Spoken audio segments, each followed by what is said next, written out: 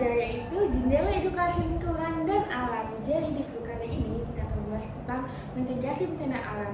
Nah, seperti kita tahu, Indonesia ini seringkali mengalami bencana alam seperti tanah longsor, banjir, dan gempa bumi.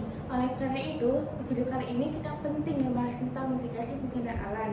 Nah, pastinya aku nggak sendirian, aku sudah bersama narasumber kita yaitu Kak Jui. Halo teman-teman. Nah, kakak bisa kenalkan diri, kakak dari mana, kakak ini siapa?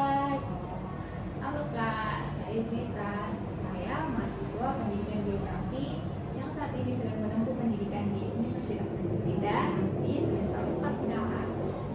Nah, sebelum kita memasuki pembahasan kita ambil contoh di Kota Medan.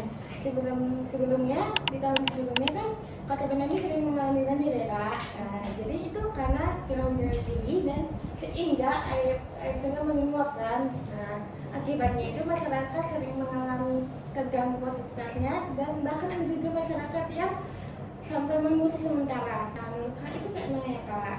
Nah, kalau kita lihat dari contoh kasus banjir di Medan tahun lalu ya Kak, tahun sebelumnya, memang itu salah satunya disebabkan oleh faktor curah hujan yang tinggi, sehingga tadi banyak aktivitas masyarakat yang lumpuh gitu ya Kak. Nah, tapi kita tahu Kak, itu sepenuhnya bukan karena curah hujan yang tinggi itu atau karena faktor alam itu sendiri, tetapi ada juga campur tangan manusia Kak.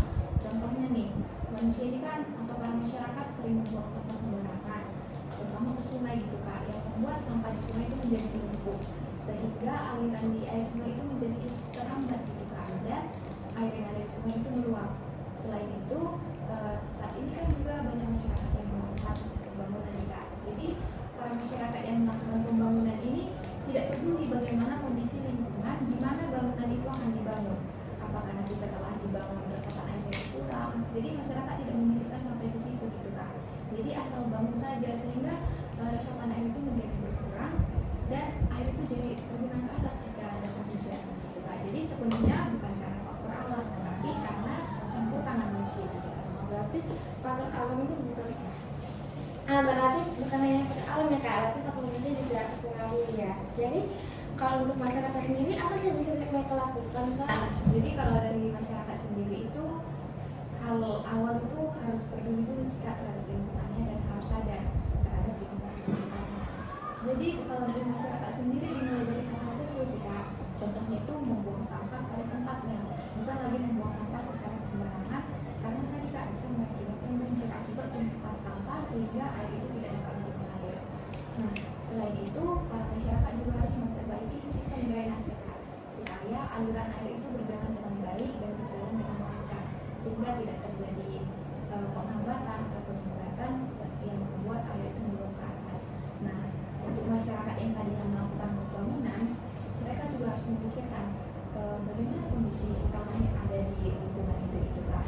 Kalau memang masih mampu meresap air jika melakukan pembangunan, ya silakan melakukan pembangunan di situ Kak. Jadi harus memikirkan bagaimana kondisi tanah yang ada di sekitaran itu. Itu sih Kak peran dari masyarakat. Berarti pada masyarakat itu sangat penting juga ya Kak? Sangat penting. Kalau mahasiswa nih Kak, nah apa sih pada mahasiswa yang bisa kita lakukan untuk mencegah bencana tersebut Kak? Nah, kalau sebagai mahasiswa nih Kak, apalagi kan saya di Departemen Pendidikan Geografi. Jadi yang bisa dilakukan mahasiswa ini yang pertama itu mempelajari mengenai bencana dulu Kak, belajar tentang bencana.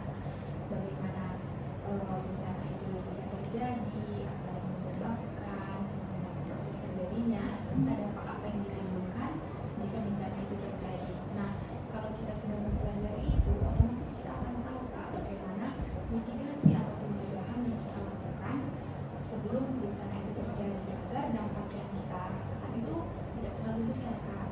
Nah, selain itu kita juga bisa mengikuti simulasi gitu Kak. Jadi kita biar lebih siap siaga lagi dan kita tahu apa langkah yang akan kita lakukan saat pasca bencana itu Kak. Kalau dari mahasiswa atau pelajar Wah, berarti mahasiswa perlu mempelajari bencana alam ya Kak?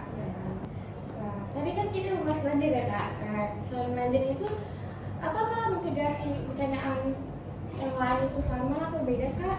Nah, jadi ini Kak, tujuannya tetap sama atau prinsipnya tetap sama, yaitu melakukan yang namanya mitigasi dan pencegahan. Namun yang seperti kita ketahui